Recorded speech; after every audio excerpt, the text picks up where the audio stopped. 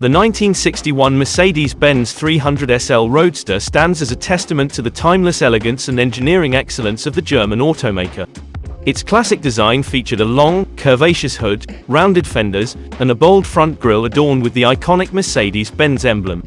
Powering this beauty was a 3.0-liter, inline-six engine that utilized fuel injection technology, a rarity for its time.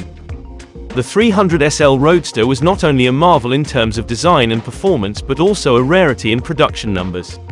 Only 1,858 units were built between 1957 and 1963, making it a highly coveted collector's car today. As a timeless classic, the 300 SL Roadster continues to evoke a sense of admiration and awe, showcasing Mercedes-Benz's commitment to excellence and their unwavering pursuit of automotive perfection.